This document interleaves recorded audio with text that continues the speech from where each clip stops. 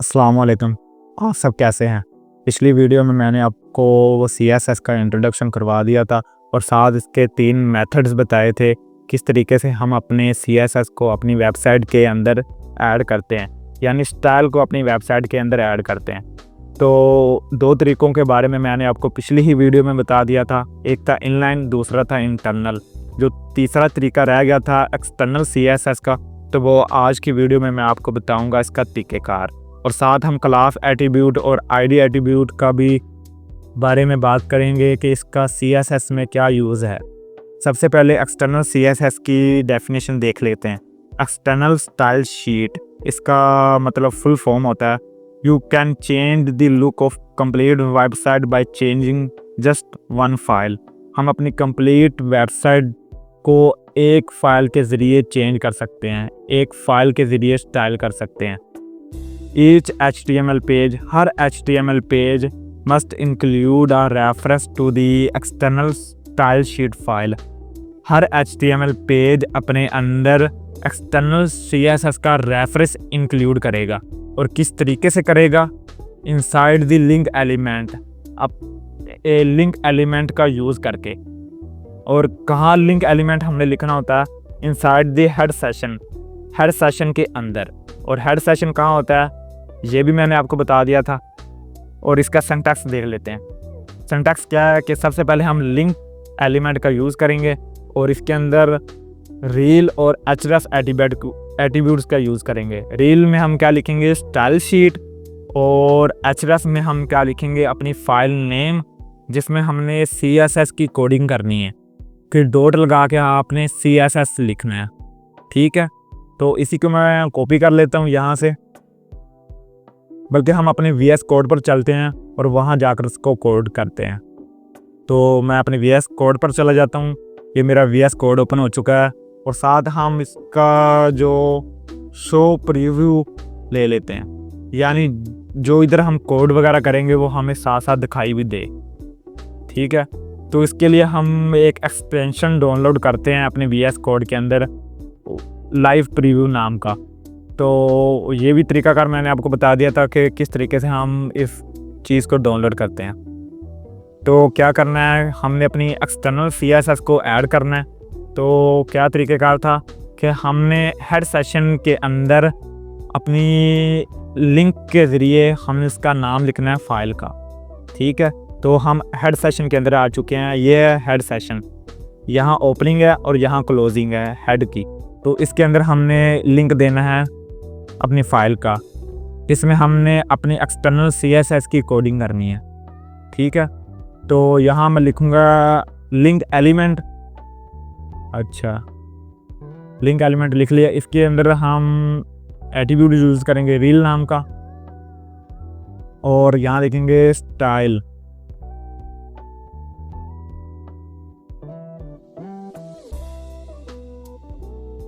क्या लिखना था मैं चला जाता हूँ, स्टाइल शीट। ठीक है, ST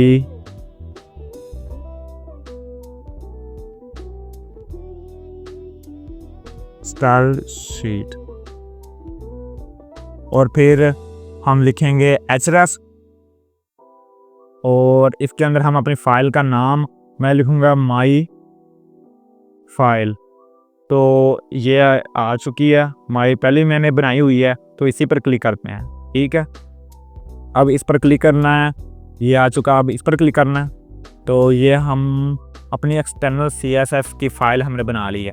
ठीक है, जो भी हम इधर कोडिंग करेंगे यानी स्टाइल वगैरह करेंगे तो इसका इम्पैक्ट हमारी इस पर पड़ेगा।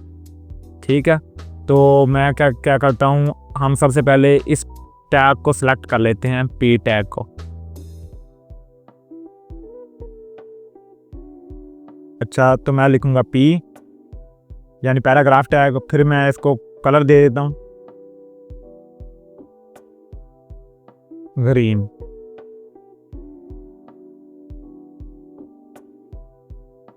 ठीक है, तो ये देखें ये ग्रीन हो चुका है। बस आपको ये बताना था कि किस तरीके से हम अपनी CSS एक्सटर्नल CSS को ऐड करते हैं। और इसका तरीक़ेकार वही है जो हम स्टाइल नाम का टैग यूज़ करके करते हैं। ठीक है। इस तरीके से भी हम अपनी वेबसाइट को स्टाइल वगैरह कर सकते हैं। तो अब हम क्लास और आईडी के भी बारे में बात कर लेते हैं। और जो अब मैंने आपको 3 तरीके बता दिए हैं, इनलाइन, इंटरनल और एक्सटर्नल, इनमें क्या डिफरेंस है इसकी भी मैं वीडियो कैप्चर करके आपको बता दूंगा। तो क्या होता है कि इंटरनल और जो एक्सटर्नल CSS है, इन मेथड्स में एक चीज़ ये भी होती है कि जब हम किसी एलिमेंट को सिलेक्ट करते हैं या टैग को सिलेक्ट करते हैं, तो जो एलिमेंट, जो टैग्स हम अपने HTML में लिखे होते हैं वो तमाम के तमाम सिलेक्ट हो जाते हैं। जैसे कि मैं इधर लिखूं, ये एक पैराग्राफ मैंने टैग लिखा है, तो मैं 2 पैराग्राफ और लिख लेता हूं।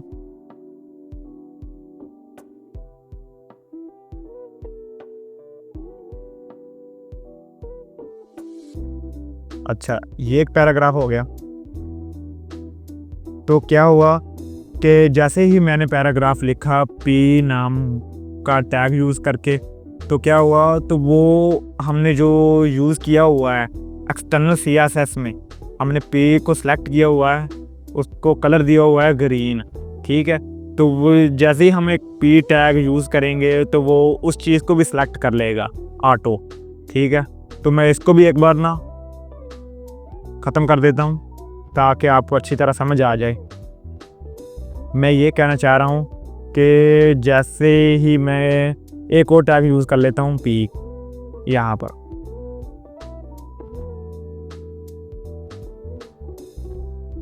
मैं एक और P टैग यूज़ करूँगा और इसमें ऑटो एक ना पैराग्राफ ले लेते हैं हम। ये मैंने 3 टैग्स का यूज़ किया हुआ है P नाम का, 3 मैंने पैराग्राफ लिखे हुए हैं। ठीक है, तो जैसे ही मैं लिखूंगा इंटरनल और एक्सटर्नल में, इस चीज़ को मैं सेलेक्ट करूंगा P को, तो ये तीनों ही सिलेक्ट हो जाएंगे।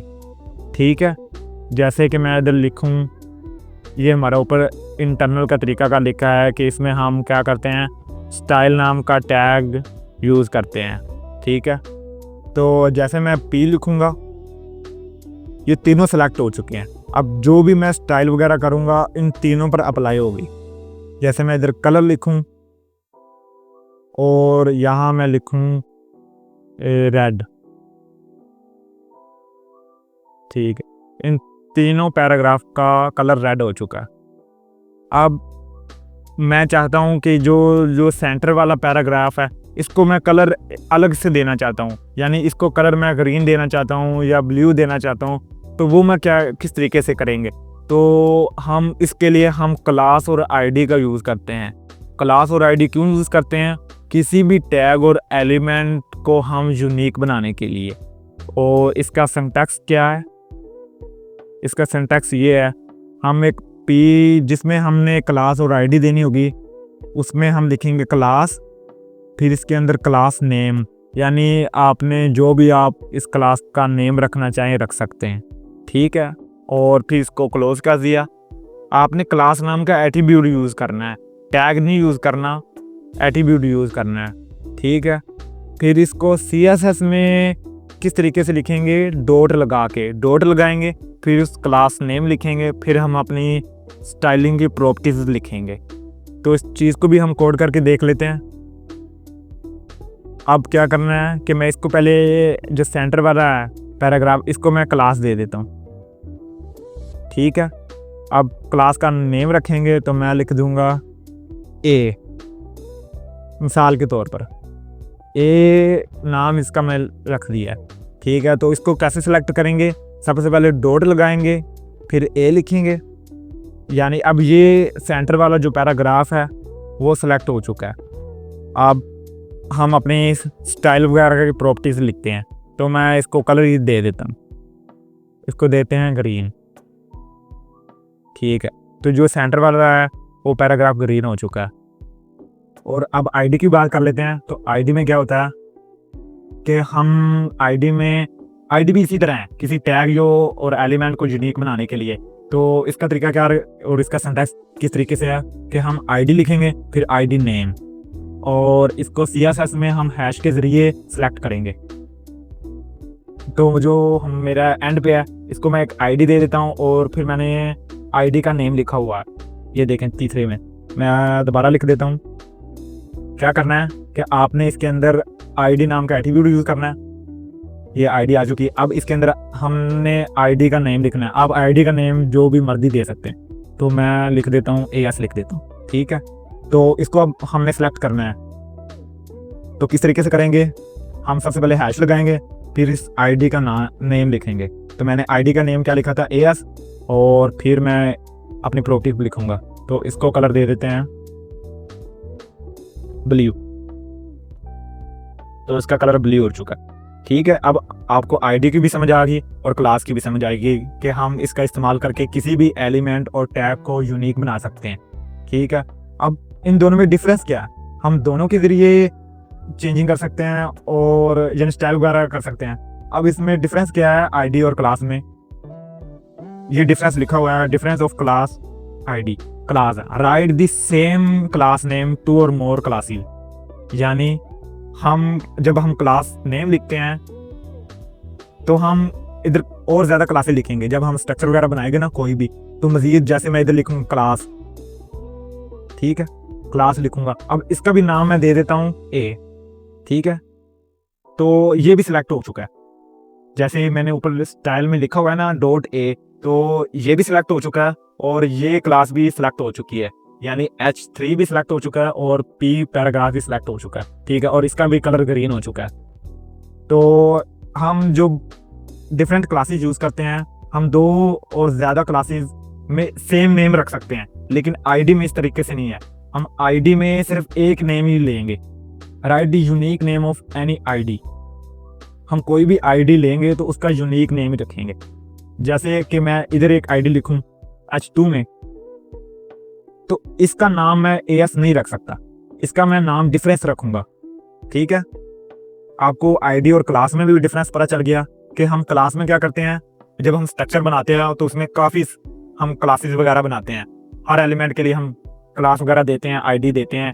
तो क्या करते हैं कि हम क्लास में जो नेम वगैरह देते हैं उसको आप 2 या 3 इससे ज़्यादा भी हम सेम नेम रख सकते हैं, लेकिन आईडी में इस तरीके से नहीं है। आईडी में हमने यूनिक नेम रखना होता है हर एलिमेंट का।